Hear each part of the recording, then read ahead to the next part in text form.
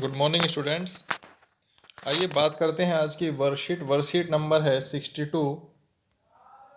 और ये वर्कशीट आपकी 2/12/2020 की है, यानी वेडनेसडे की वर्कशीट है।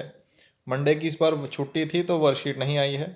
सबसे ऊपर आप अपना नाम लिखेंगे, यहाँ आप अपने क्लास टीचर का नाम लिखेंगे।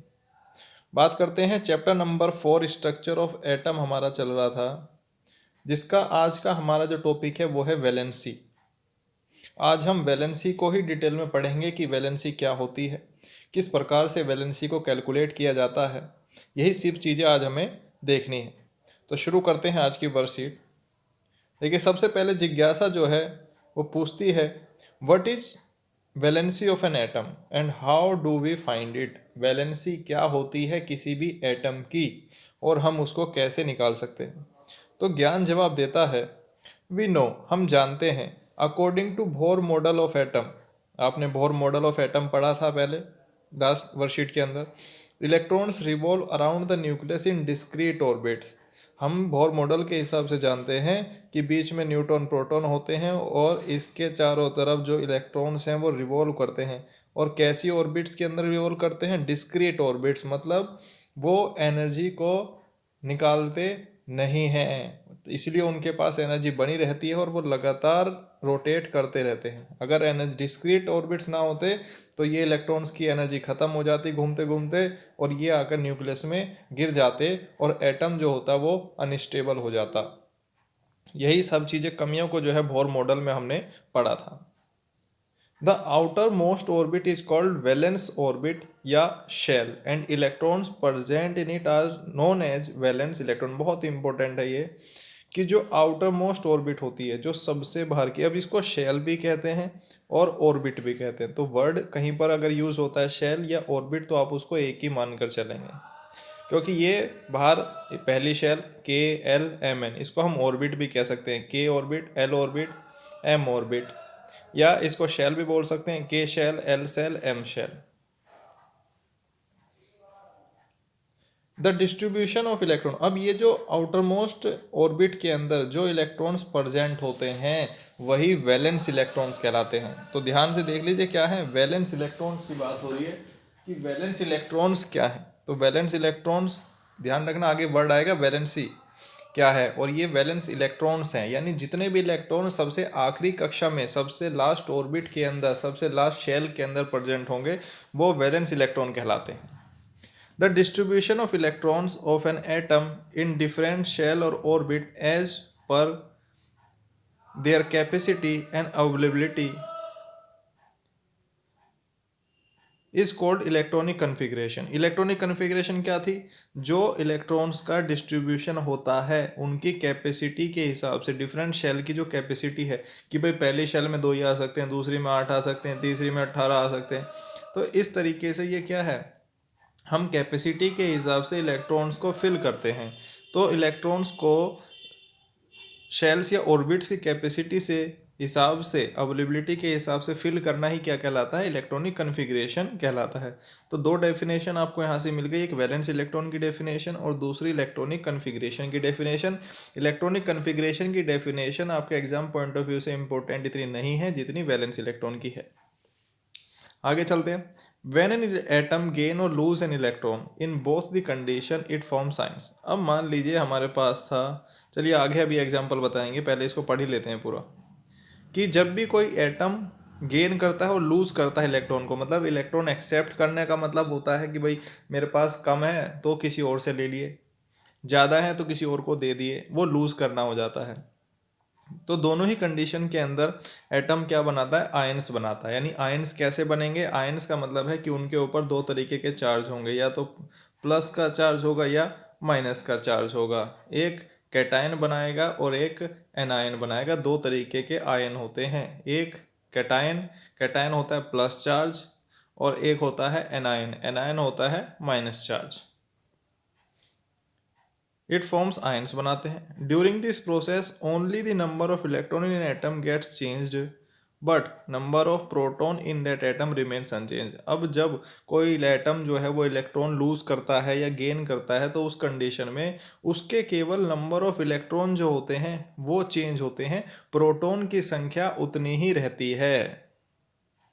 ये बहुत इंपॉर्टेंट बात है कि जब भी कोई एटम इलेक्ट्रॉन को लूज करेगा या गेन करेगा तो उसके अंदर नंबर ऑफ इलेक्ट्रॉन जो होते हैं वो चेंज हो जाते हैं। जितने इलेक्ट्रॉन दिए या लिए वही उसकी संख्या घट जाएगी या बढ़ जाएगी, लेकिन नंबर ऑफ प्रोटॉन जितने पहले थे उतने ही रहेंगे।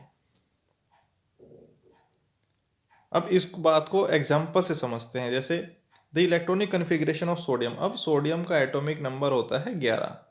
इसकी इलेक्ट्रॉनिक कन्फिग्रेशन पहली शेल में 2, दूसरी में 8 और तीसरी में 1 होते हैं। But when it loses 1 electron it forms sodium ion. अब ये एक इलेक्ट्रॉन अगर लूज करेगा, मान लीजिए ये एक इलेक्ट्रॉन है, ये इसने दे दिया। सबसे पहले इलेक्ट्रॉन जो देते हैं वो अपनी आउटर मोस्ट शेल से ही देते हैं। तो एक इलेक्ट्रॉन इसने दे दिया तो इसके ऊपर देने वाले पे आता है प्लस चार्ज, तो ये हो जाएगा एक आयन और इसको हम पढ़ेंगे Na प्लस नाम से। Whose electronic configuration will be 2 8। जो मैंने अभी आपको बताया कि सोडियम प्लस की कन्फिग्रेशन क्या हो जाएगी 2 और 8। Atom react with the atom of other element by sharing, gaining और losing electron so as to achieve an octet in the outermost shell. The number of electrons that are shared or get transferred from one atom to another in order to have an octet or 8 electron in their valence shell is known as valency, combining capacity of that atom. अब यहाँ से देखिए, बात समझिए। हमारे पास एक electron इसने दे दिया, इसके पास कन्फिग्रेशन बची 2 और 8। तो इसके वैलेंस इलेक्ट्रॉन कितने थे पहले, Na प्लस होने से पहले 281 था। तो आउटर मोस्ट शेल में कितने इलेक्ट्रॉन्स हैं, एक इलेक्ट्रॉन था। तो एक इलेक्ट्रॉन होने से इसके वैलेंस इलेक्ट्रॉन कितने हो गए, एक। अब जितने इलेक्ट्रॉन कोई भी एटम गेन करता है या लूज करता है जिससे कि उसकी आखिरी शेल या उसका जो ऑक्टेट है वो कंप्लीट हो जाए। ऑक्टेट का मतलब होता है 8, और आखिरी शेल में, अभी इसकी पहली शेल में आपको पता है 2 ही हो सकते हैं, 2 पूरे हैं। दूसरी शेल में 8 हो सकते हैं, ज़्यादा से ज़्यादा 8 पूरे हैं, यानी अब ये स्टेबल हो गया एक देने से। तो जितने इलेक्ट्रॉन कोई एटम गेन करता है, ध्यान रखिएगा, जितने इलेक्ट्रॉन कोई एटम गेन करता है, कोई एटम लूज करता है, कोई एटम शेयर करता है, किस लिए, ताकि उसका ऑक्टेट पूरा हो जाए या उसके 8 इलेक्ट्रॉन उसकी वैलेंस शेल के अंदर या आउटर मोस्ट शेल में हो जाएं, वो उसकी क्या कहलाती है, वैलेंसी कहलाती है। क्योंकि आपको वैलेंसी निकालने के लिए आएगा, तो ये बात समझ लीजिए, जितने इलेक्ट्रॉन्स गेन करने पड़े या लूज करने पड़े या शेयर करने पड़े आउटर मोस्ट शेल को कंप्लीट करने के लिए, वो उस एटम की वैलेंसी कहलाती है। कि अगर एक देना पड़ गया तो एक उसकी वैलेंसी हो गई, 2 लेने पड़ गए तो उसकी वैलेंसी 2 हो गई। आगे चलते हैं और पढ़ते हैं हम टोटली वैलेंसी को। ये वैलेंसी की डेफिनेशन जरूर याद रखिएगा सभी। देखिए अब वैलेंसी को पढ़ते हैं यहाँ से। The maximum number of electron that can be accommodated in the outermost shell is 8। आपको पता है कि मैक्सिमम नंबर जो इलेक्ट्रॉन्स हैं जो आखिरी कक्षा में आ सकते हैं वो 8 हैं। The valence shell that has 8 electron in it is said to possess an octet. और जिस वैलेंस शेल का मतलब हम बोल रहे हैं जो सबसे बाहर की शेल है उसकी बात हम कर रहे हैं। तो जो वैलेंस शेल है अगर उसके अंदर 8 इलेक्ट्रॉन्स हैं तो कहा जाता है कि उसका ऑक्टेट कंप्लीट है। 8 ऑक्टेट का मतलब 8 ही होता है। If an atom has 8 electron in its valence shell orbit then their combining capacity. अब किसी, मान लीजिए अभी सोडियम का हमने पढ़ा था 2 और 8। अब किसी एटम में अगर आखिरी वैलेंस शेल के अंदर 8 इलेक्ट्रॉन्स हैं तो अब ये किसी से जुड़ नहीं सकता। इसी कंबाइनिंग कैपेसिटी या हम कह सकते हैं इसकी जो वैलेंसी हो जाएगी वो क्या हो जाएगी, 0 हो जाएगी। क्योंकि ना तो किसी से, अब इसके दोनों कंप्लीट हैं तो ना इसे किसी से इलेक्ट्रॉन लेने की जरूरत है ना देने की जरूरत है। दीज विल शो नो और very little chemical activity, thus they are inert in nature. For example helium, neon etcetera. अब जिसके शेल कंप्लीट है उसको क्या जरूरत, ना तो वो किसी दूसरे से रिएक्ट कर रहा है, और जब दूसरे से रिएक्ट नहीं कर रहा तो वो इसका मतलब ये है कि किसी को इसकी जो केमिकल रिएक्टिविटी है वो ख़त्म है, वो दूसरों से रिएक्ट ही नहीं करेगा जिसकी ऑक्टेट कंप्लीट होगा। तो जिनके ऐसे ऑक्टेट कंप्लीट होते हैं, जिनके पास में बहुत लिटिल रिएक्टिविटी होती है, उनको इनर्ट कहा जाता है कि वो इनर्ट हैं, मतलब वो किसी से रिएक्ट नहीं करते। जैसे एग्जाम्पल है हीलियम और नियोन, इसमें 2 हो गए हीलियम में, नियोन में आपके पास में 2 और 8 कंप्लीट हो गया।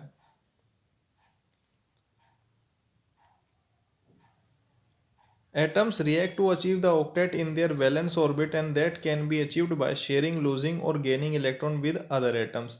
अब एटम्स क्या करते हैं, अपना ऑक्टेट पूरा करने के लिए, मतलब अपनी आखिरी कक्षा में 8 इलेक्ट्रॉन पूरा करने के लिए, अपनी वैलेंस ऑर्बिट को पूरा करने के लिए या तो इलेक्ट्रॉन्स दे देते हैं, या इलेक्ट्रॉन्स ले लेते हैं, या शेयर कर लेते हैं। The combining capacity of the atoms of reactive element, that is their tendency to react and form molecules with atoms of the same or different elements, is an attempt to attain a fully filled octet outermost shell। कि मतलब जो combining capacity, बात सारी वही है कि कोई भी एटम दूसरे एटम से जुड़ता है या उसकी एटम से जुड़ने की टेंडेंसी जो होती है, जो प्रोबेबिलिटी होती है, वो इस बात पर निर्भर करती है कि उसको आउटर मोस्ट शेल इलेक्ट्रॉन के अंदर कितने इलेक्ट्रॉन चाहिए अपने 8 इलेक्ट्रॉन्स को या अपना ऑक्टेट कंप्लीट करने के लिए। अब देखिए किस तरीके से हम वैलेंसी को कैलकुलेट करते हैं, किस तरीके से वैलेंसी निकालते हैं, वो देख लेते हैं। तो आइए देखते हैं वैलेंसी को। First right the electronic configuration of an element. जैसे यहाँ पर आपको कुछ एलिमेंट्स दिए गए हैं, उनके एटॉमिक नंबर लिखे हैं, ये इनकी इलेक्ट्रॉनिक कन्फिग्रेशन है। आपको सभी शेल्स को दिया हुआ है, ऑर्बिट्स को KLMN, और वैलेंस शेल के अंदर कितने इलेक्ट्रॉन्स हैं और उनकी वैलेंसी क्या है वो लिखा हुआ है। तो सबसे पहले अगर मुझे किसी की वैलेंसी निकालनी है, हम इस बार मैग्नीशियम का उदाहरण ले लेते हैं कि मैग्नीशियम की एटॉमिक नंबर क्या है, 12 लिखा है, कन्फिग्रेशन क्या है, 282। अब इसकी जो आखिरी शेल है KLMM, जो शेल है उसमें कितने इलेक्ट्रॉन्स हैं, 2 इलेक्ट्रॉन्स हैं। तो लास्ट शेल में जो इलेक्ट्रॉन्स होते हैं वो क्या कहलाते हैं, वैलेंस इलेक्ट्रॉन्स कहलाते हैं। तो ये क्या हो गए, इलेक्ट्रॉन्स इन वैलेंस शेल। तो 2 तो वैलेंस शेल में इलेक्ट्रॉन्स हो गए। अब वैलेंसी क्या होती है, कितने एटम देने पड़े या लेने पड़े ताकि उसका ऑक्टेट कंप्लीट हो जाए, उसकी आखिरी कक्षा के अंदर 8 इलेक्ट्रॉन्स आ जाएं। अब अगर ये 2 के 2 इलेक्ट्रॉन दे देगा तो कितना बचेगा, 2 और 8, तो आखिरी कक्षा में पूरे हो गए 8। तो इसको 2 ही देने की जरूरत है, इसलिए इसकी वैलेंसी भी क्या बन गई, 2 इलेक्ट्रॉन वैलेंसी आ गई। अब देखिए थोड़ा आगे, if the outermost shell has less than और equal to 4 electrons in it. अगर 4 इलेक्ट्रॉन से कम है या 4 इलेक्ट्रॉन के बराबर है तो the valency is same as the number of valence electron. तो वैलेंसी वही होती है जो वैलेंस इलेक्ट्रॉन्स होते हैं। अब देखिए, एक वैलेंस इलेक्ट्रॉन था तो वैलेंसी भी 1 हो गई, 2 है तो 2 हो गई। आप यहाँ एल्यूमिनियम का 13 ले लीजिए, 2 8 3, 3 वैलेंस इलेक्ट्रॉन है और वैलेंसी भी क्या हो जाएगी, 3। तो अगर आउटर मोस्ट शेल में 4 या 4 से कम इलेक्ट्रॉन हैं तो उसकी वैलेंसी भी वही होती है जो उसके वैलेंस इलेक्ट्रॉन्स होते हैं। क्यों, it is easier to lose less than 4 electrons instead of gaining 5 और more electrons to attain octet. जैसे आप फ्लोरीन का एग्जांपल लीजिए, फ्लोरीन का है 9 एटॉमिक नंबर, इसका बनेगा 2 और 7। अब ये 7 इलेक्ट्रॉन्स दे दे, इसके बाद 2 ऑप्शन है ताकि इसके आखिरी कक्षा में 8 हो जाएं, तो 7 देना मुश्किल है। 1 इलेक्ट्रॉन अगर किसी से ले ले तो 1 इलेक्ट्रॉन लेना आसान है 7 देने के मुकाबले। तो ये क्या करता है, 1 इलेक्ट्रॉन ले लेता है और बना लेता है फ्लोरीन का 2 और 8। तो इलेक्ट्रॉन्स यहाँ पर कितने हैं वैलेंस शेल के अंदर, 7 हैं, जो आखिरी कक्षा में होने चाहिए। अब वैलेंसी क्या थी, कितने इलेक्ट्रॉन लेने पड़ेंगे या देने पड़ेंगे अपनी आउटर मोस्ट शेल को पूरा करने के लिए। अब यहाँ पर इसने क्या किया, 1 इलेक्ट्रॉन ले लिया और 8 बना लिया, तो 1 इलेक्ट्रॉन, तो वैलेंसी अब यहाँ पर क्या हो गई, 1। कार्बन वाले में देखिए 4 तक, तो 4 वैलेंस शेल 4 ही वैलेंसी, यानी 4 या 4 से कम वाले केस में जो इलेक्ट्रॉन्स होंगे वैलेंस शेल में वही होगी उसकी वैलेंसी, और उससे ऊपर जितने इलेक्ट्रॉन उसको चाहिए होंगे गेन करने होंगे या लूज, वो उसकी वैलेंसी बनेगी।